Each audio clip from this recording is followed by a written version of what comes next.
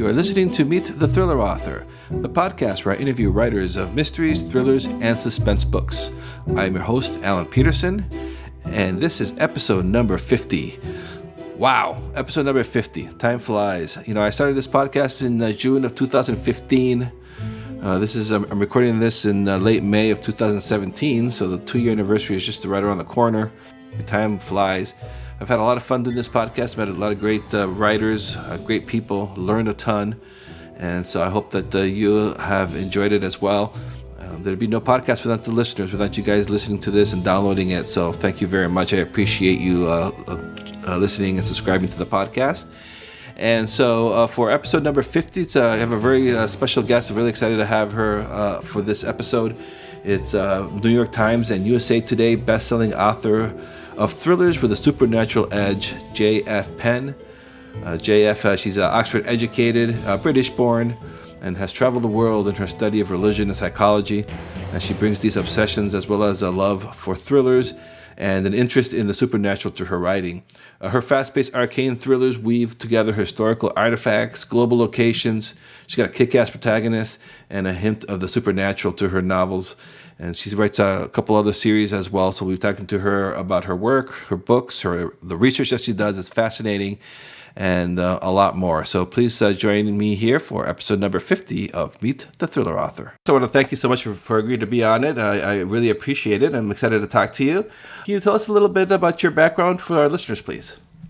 Yeah, sure. So first of all, I'm English, as you can probably tell from my accent, and I live in Bath, which is in the southwest of England, and it is 2,000-year-old Roman baths in the centre of town, so very interesting place. I have a degree in theology from Oxford, and that sort of religious aspect does come through in my books.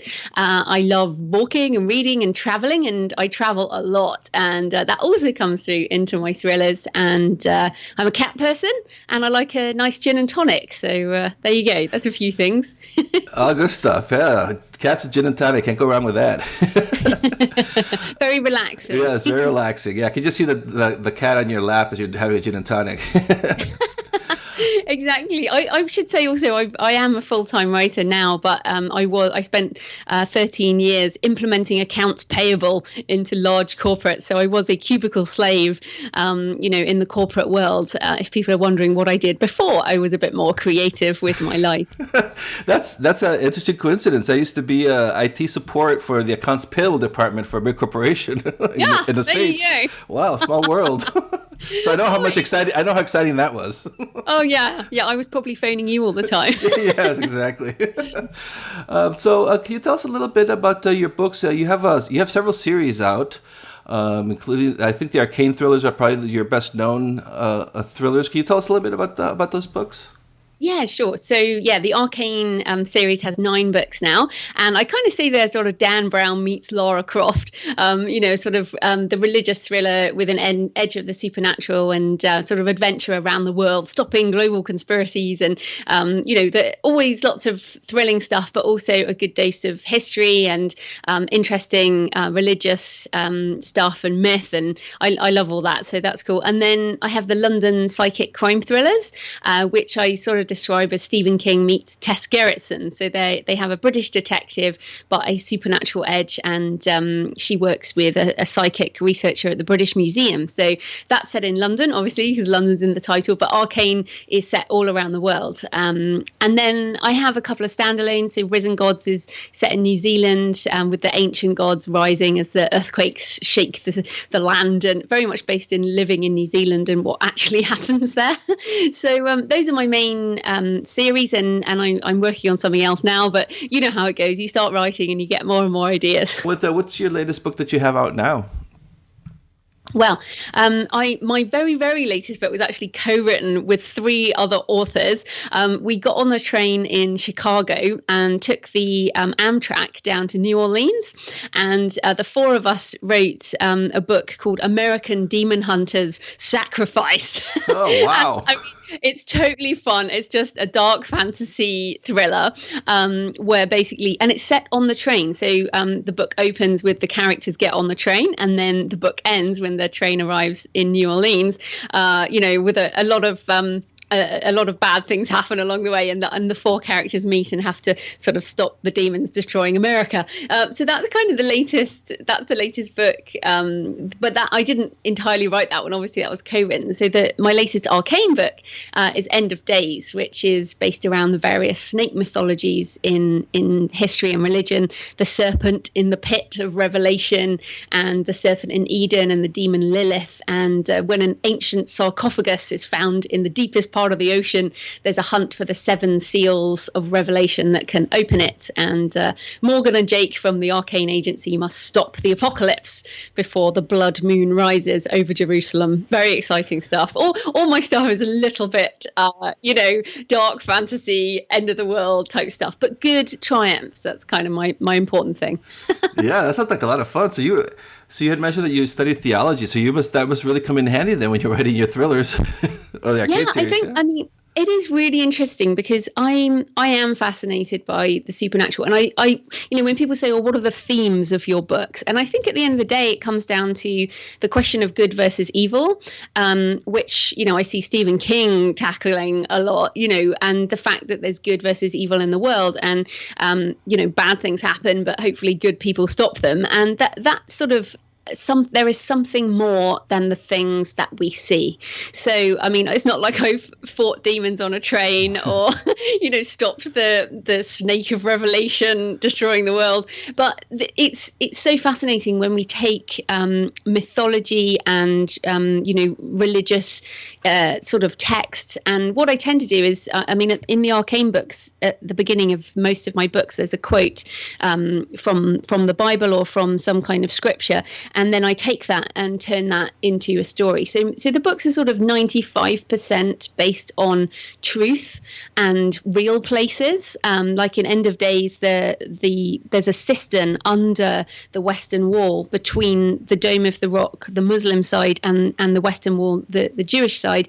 And if you put something down there, there's going to be trouble. So things like that. And I actually went down and visited the cistern, and thought that this would be a very cool location for something in my thrillers. So the theological aspect comes through, but they're not Christian books. I want to state that I'm not actually a Christian, but I'm very respectful of all religions. And in fact, my Destroyer of Worlds, which is set in India, is based in Hindu religion. So I'm so fascinated by something more than just the physical world, I guess. Mm-hmm. And then what's the background of your main characters? What's their are they like soldiers or cops or theologians? Yeah, so that's a really good point. So Morgan Sierra, who is my main character with the Arcane series, she's actually an Oxford University psychologist, but she's ex-Israeli Defense Force, so ex-military. But her mother was Christian and her father was Jewish, and so I bring in that religious aspect. Yes, she has some special skills from the military. She has Krav Maga and things like that, and she works alongside Jake Timber, who is also ex-military. So like many thrillers, you have to have some kind of special skills that your characters have, or they can't like fight and things. But because I'm definitely heavier on the myth and the places and the setting and the character than I am on like guns and fighting. There is some guns and fighting, but don't expect Clive Cussler or sort of Dirk Pitt style thrillers. But yeah, they and my in the London Psychic Crime Thrillers, Jamie Brooke is a policewoman, so again some special skills there. But I love researching this stuff, and I did try and go to a Krav Maga class, but I got a lot of I got kicked a lot and came home and cried and went, do you know what, I think I'll stay in the books. I was just gonna say, wow, that would be pretty hardcore to take one of those courses.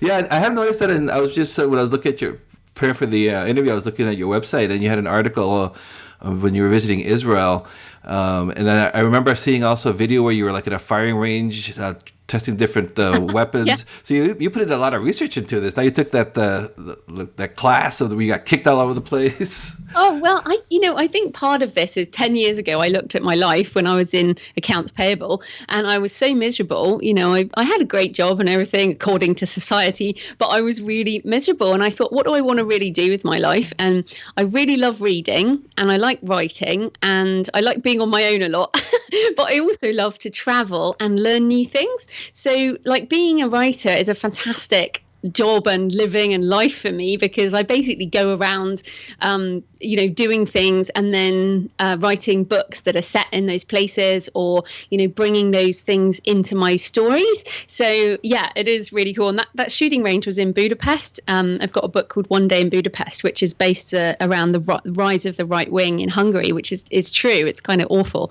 And we visited the mass grave and my husband's family are Jewish, so we went there and saw his the grave of his ancestors and things, and so it was really pretty amazing. And then we went down this Soviet bunker and shot a load of guns. Now obviously I'm British, we don't have guns really generally in our society. I mean, obviously in the criminal end, but not really in the law enforcement even. So guns are just not normal around Britain, so you have to go to Budapest to to shoot some, but I figured I should, Yeah. What was that experience like? Was that kind of freaky or?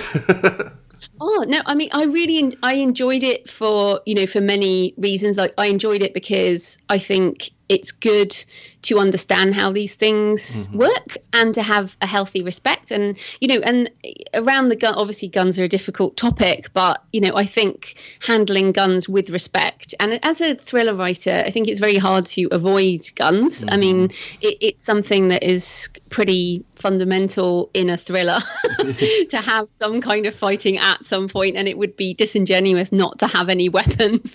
Although often, Morgan does fight with her hands, and Krav Maga is much more of a martial art. But yeah, I think it was really interesting. I mean, I haven't shot a gun since, to be honest, but it was fascinating from that point of view and good for research purposes. And a lot of Americans, do this more regularly. Yeah, probably a little more than in England. Yeah. So when you decided to start writing or try to write in fiction, was it did you choose thrillers and action? Is that like a genre that you enjoyed as a reader before you try to write a book in it?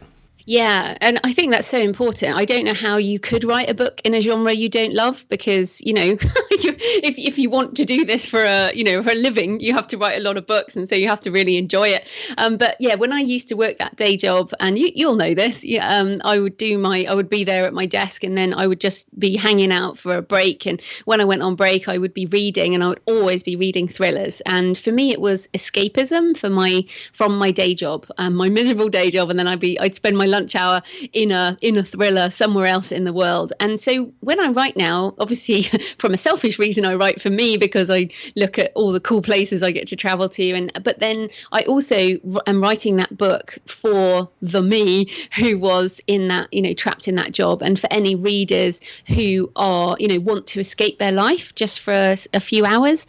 That's what we offer with our stories, is a chance to escape and experience the world without leaving the armchair. And and also I like to think that I bring something more than just the story. So like I said, the question of good versus evil, or whether there really is a supernatural, because I always try and keep, obviously apart from Demon Hunters on the Train, but my Arcane series is very much, you could see this as scientific, you could see this as supernatural. So I try and sort of stay on that knife edge of is this real or is this something else, which is what I'm really interested in. So yeah, I definitely write from my own love of thrillers, and I read a lot of thrillers still, but I also write for those people who need to escape. Were you always writing like when you were younger, or did you just start when you decided to write these books? Well, I always wrote journals, like, the angsty journals you write when you're a teenager. And, I would write pen friend letters. And of course, I did English, our early exams, A-levels, they're called over here.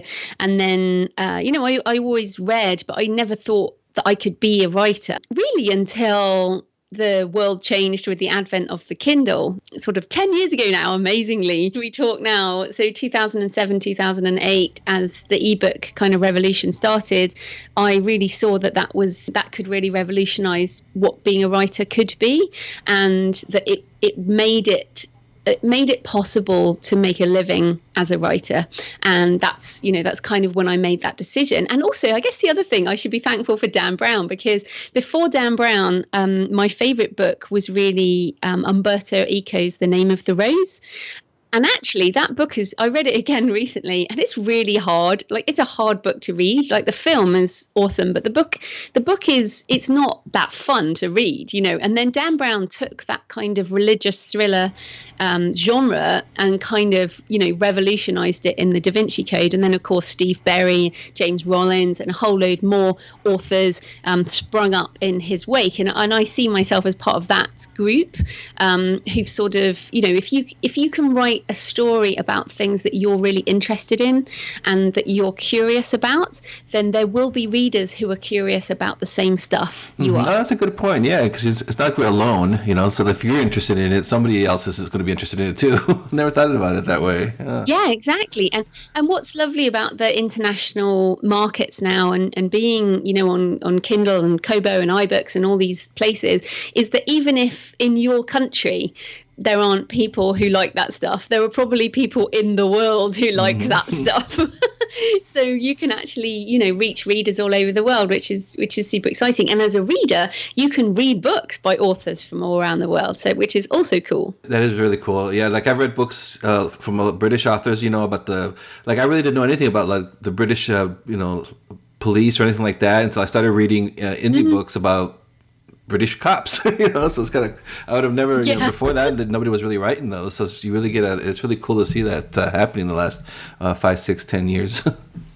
And so what's your writing process? Do you outline everything before you start writing? I tend to get an idea and then think about it for quite a long time. So at the moment I'm thinking about a new series I'm going to write, which is based on maps and cartography, and some really interesting ideas around immigration and stuff like that, but within the realms of a sort of a fantasy world.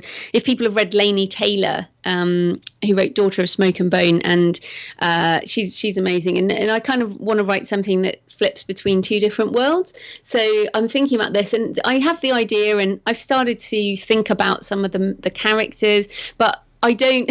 I'm more of a pantser when it comes to when I sit down, and a lot changes when I actually start writing. So I'm a bit of both, but certainly nowhere near someone like Jeffrey Deaver, who writes a 200-page outline for a 400-page book. You know what I mean? So, and someone like James Patterson, I think, does outline a lot and works with co-authors. But then someone like Stephen King or Lee Child write just from the seat of their pants. And I'd say I'm nearer the pantsers than the plotters, but I have a dash of plotters. And so, what's your? I know it's kind of a hard question because it can vary so much. But when you're in the zone and you're writing a book, what's your writing day like? When I am ready to write that book, so I'm writing a non-fiction at the moment, but with fiction, as soon as I say, right, I'm starting the book on this day, it's usually a Monday because that's a good day to start. I go to a cafe. So I have, and I totally recommend this if people want to write, I wear noise cancelling headphones, and I go to somewhere away from my desk, because at my desk I do things like this and my admin and things like that. So I go to a cafe, I block out time in my diary, and it's usually, I'm a morning person, so I write in the morning. So I'll do a 2-hour block at one cafe, and you really only need to buy one black coffee an hour to sit in a certain cafe. So I do my 2 coffees in one cafe, and then depending on how it's going, I will have a walk and then walk to another cafe and do a second session. And by lunchtime, I'm pretty much dead. So probably 4 hours of actual writing. And I try and get that first draft done as fast as possible. So, try and get it done within a month, basically. So a month to 6 weeks to do the first draft. And then obviously there's the editing phase, which can take a while as well. So, but really that first draft is the only time when I will go to the cafe every single day and write. And then obviously then it's the editing and other things. And I do that at the cafe as well. But I listen to rain and thunderstorms through my noise cancelling headphones. And that's what what keeps me in the zone, and definitely helps. Oh, that's interesting. Yeah, because I had a hard time with music because I get distracted. But that's interesting to try like nature sounds. Yeah, I just find rain, I mean, it's enough of a noise, and also with the noise cancelling, you basically shut out all the external noise, and it just really helps you concentrate and get into that first draft writing phase, which can be obviously hard. Mm-hmm. And what do you use? Do you use are you like a Scrivener user, or do you just use Word? No, absolutely Scrivener. I wrote my first novel, Stone of Fire, in Word, and I would never, ever go back. I mean, I love Scrivener. I mean, pretty much. I mean, I don't know many writers who don't use Scrivener at this point because it's so useful. And I don't write in order as well, which is why Scrivener makes it even better, because I can write different scenes and then move them around later. So yeah, I'm totally love Scrivener. Yeah, that's it's a great product. I'm the same way too. I love to be able to drag the folders around. I really like your covers, and I remember noticing that a lot of the authors like yourself and Russell Blake, you change your covers every now and then. Is that just because you notice changes in the market and you decide, oh, I'm going to change it? Or I'm always curious about that when I see authors changing covers. Yeah, well, I mean, first of all, changing covers is completely normal. All traditional publishers will change covers on older books. If you look at something like, I don't know, To Kill a Mockingbird, there will have been a myriad covers on a book like that because they re-release it every now and then with a new cover. But in terms of my covers, some of it has been rebranding. So I think when you first start to write, you don't really know what you're writing. For example, Stone of Fire, the original title was Pentecost, and I wrote Pentecost, Prophecy and Exodus, which to me, the words, because I'm a theologian, the words had a lot of meaning, but people thought they were Christian novels, but they're not Christian novels. They're just based around, Christian myth and history. And so I rebranded as Stone of Fire, Crypt of Bone, Ark of Blood, and that's, End of Days. These are my arcane titles now. So I did different covers when I rebranded and sort of, rebrand into more of a mainstream thriller look and feel, which the running couple, away from certain things, and there are genre conventions. And then my London Psychic series is a lot darker, so the covers are dark. But again, I tried like 3 different covers on that first one, Desecration, because I hadn't yet really worked out where that book fitted in the market. And this is one of the sort of pros and cons of being an indie author, is that you might not really know exactly where your book fits. But one of the amazing things is, of course, all you need to do is upload a new cover and move it. So Risen Gods is another good example. I put a cover on that. We thought it was things. It's not horror. It's not a horror novel. It does have demons in, but it's not horror. Like, there's no gore. Well, there's a bit of gore, but not very much. So we've changed it to a sort of dark fantasy, urban fantasy, with a male character on the front with a sort of the look of volcanoes and magic around it. And it's almost not even magic. It's that kind of mythology of the Maori people. So changing that cover actually has made a huge difference, and more people have picked up that book when it has a different cover. So I think it's very important to write your book from your heart. I mean, some people do write to market, but I tend to write from my heart, which means I might not know exactly where it fits. But over time, we find our market. Yeah. Well, your covers are beautiful. I'm looking at them right now. They look great. Thank you. I'm going to ask you about I saw it on your website. The Destroyer of Worlds has been nominated. It's a finalist for the ITW Awards for Best Ebook Original. That's so exciting. Can you tell us a little bit about that and that award? Yeah, sure. So the ITW is the International Thriller Writers, and it has some really big names in. So people like Stephen King and Lee Child, and all the big Clive Cussler. I do love Clive Cussler, and I met him the other year, and I was just so thrilled. Yeah. But so those, authors of any age can submit their work, or the publishers will submit work to these awards every year. They are judged not on sales, but on the quality of writing. So they're judged by other thriller authors.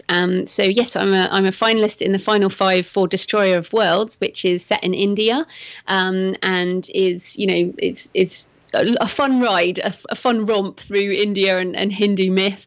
So that will be announced in July. And even if I don't win, which I hope I will, obviously, but if I don't win, it's still validation from my peers that, my writing fits into that thriller genre. And I think for a lot of writers, having other writers judge their work, it's very scary, but it can also be the most rewarding thing. Yeah, especially making it as a finalist. That's because those, like, all the big name thriller writers are part of ITW, so it's not just. Well, hopefully I'll win. Yeah, exactly. Fingers crossed. But it's an honor to be a finalist. So yes, exactly. Yes. That's what I think. Absolutely. Yeah. So one thing I wanted to share is I know we have some aspiring writers that also listen to this podcast, and you have a very a website that's so helpful for aspiring writers at the creativepenn.com. And I want to share something with you. In 2012, when I was looking at indie writing and publishing, Amanda Hawking was big, and she was like fantasy, and she was writing about fairies and stuff like that. And I loved to read thrillers, and that's what I wanted to write. And I came across one of your courses. I wrote it down here. I don't think you have it anymore. What was it? Pro Writer Secrets for Indies. You put that out with CJ Lyons. I was so excited. I'm like, 2 thriller authors, and I had heard about you guys. I'd read your books. I was like, wow. And I got that, and it really inspired me, and it really helped me out a lot. So I just wanted to say thank you. Thank you. Oh, well, thank you so much. I think what's so great right now is, people share online what's working for them and what they do. And CJ Lyons is a fantastic thriller author and hybrid author. So she does both traditional and indie. And it's so great. It's such a lovely story. And of course, there'll be people now who are looking at your stuff and are encouraged by your journey. So that's awesome. Yeah, it keeps moving forward, paying it forward, or what do you call that? Yeah. So with a lot of changes in the indie world the last few years, any advice for people? I mean, that are starting now, because I know some people get discouraged sometimes, but it's still such exciting times, I think, for writing.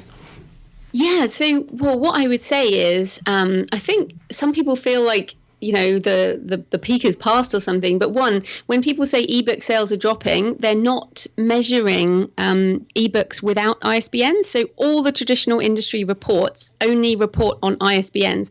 And it's something like 40% of ebooks don't have ISBNs. Certainly none of my ebooks have ISBNs. So if you're disheartened because you hear that print books are coming back and ebooks are dying, that's not actually true. That's just the way they're reporting it. And I would say that we have barely even started yet, because although ebook sales, which is where indies make most of their money, which is why I'm mentioning it, is quite mature in America. So, for example, romance is, I think, about 40% ebook sales. Thrillers are actually a growth area. It's very dominated by traditional publishing right now, but we are on the way, the indie thriller writers. But essentially, the massive growth is going to be in the rest of the world. And as I said earlier, having this global perspective is very exciting. So if you say that, okay, 30% of American readers are reading digitally, you're looking at something like, 10% in Australia, 2% in Germany,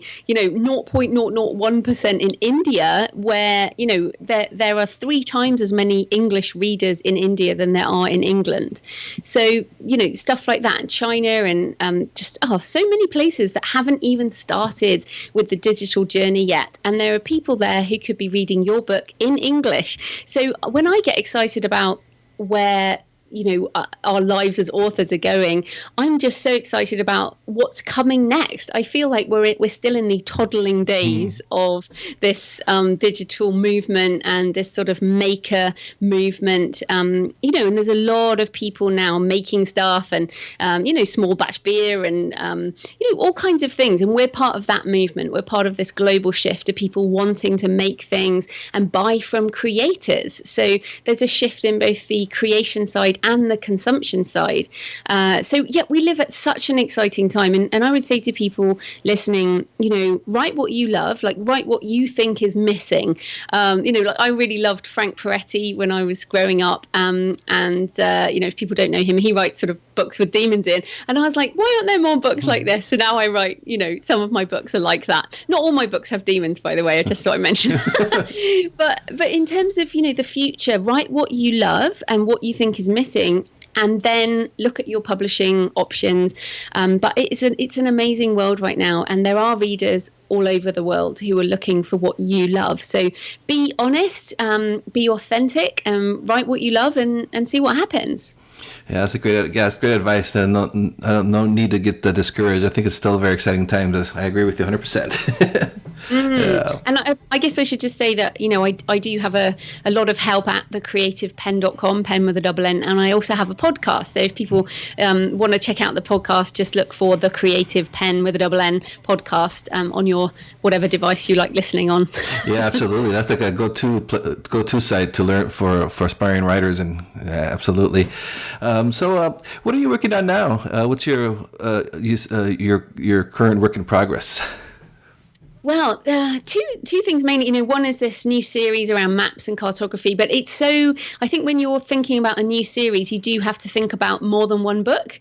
So I'm waiting until I have the full sort of ideas in my head before I write it down. I know the first scene. Oh. So I'm like, I've got to write that scene down, but I'm almost waiting until I can't wait any longer on that. But I've also got because we traveled on the train from Chicago to New Orleans, and then we spent a week in New Orleans writing, but that Demon Hunters book is set on the train, so I have all this stuff around New Orleans that I want to write. So I'm actually going to start a kind of spin-off series, which will be United States of Arcane, the first book is going to be set in New Orleans and probably Haiti, and will be around voodoo, and because I learned a lot about voodoo and what they call voodoo versus hoodoo, and hoodoo is all the occult stuff, and voodoo is the actual religion. So it's really fascinating. So I want to write another Arcane book set in America, and I have one already, One Day in New York, but this will kind of be the start of a new spin-off, and then the maps book. So I'm hoping to have lots of that out this year, and also some short stories, and you know how it goes, there's always more to write. Oh yes, absolutely. And do you how many books do you have, like a set goal that you try to publish every year, or? Well, not so much. I mean, actually, last year I only published one novel, Destroyer of Worlds. This year I put out End of Days in January, and then American Demon Hunter Sacrifice, and I'll definitely have one, maybe even two more by the end of the year. So I think I feel like this is a good year for me in terms of writing. So no, I don't have a set number per year, because I'm quite a pantser. I don't necessarily say, right, I have to have everything done at this time and that type of thing, because I write nonfiction as well. Been so awesome talking to you. But before I let you go, is there anything that you would like to tell our listeners? Yeah, sure. So if you would like to try one of my books, Stone of Fire is a free ebook on all platforms. So you can always check out Stone of Fire by J.F. Penn. And also you can get a free book on my website, jfpenn.com/free. And that's Day of the Vikings, which is opens in the British Museum, and is a sort of combination of both of my series, has characters from both of my series. So that's a pretty fun novella if you like Vikings set in the modern era. Mm-hmm. Lots of fun. All right. That's awesome. Well, thank you very much for being on the podcast, and it was nice talking to you. Thanks so much, Alan. Thank you for listening to this episode of Meet the Thriller Author. I'd like to ask you to please review and rate this podcast over on iTunes. It really helps me get the word out. If you take a few seconds of your time to do that, it would be much appreciated. You can also visit my website at thrillingreads.com/podcast for show notes on this episode, as well as information about the podcast in general. And you can also sign up for my mailing list there. You'll be getting special offers from our guests, as well as information, behind the scenes information on the podcast. And please do visit my author website at alanpeterson.com. I appreciate your support. And so until next episode, I will talk to you then.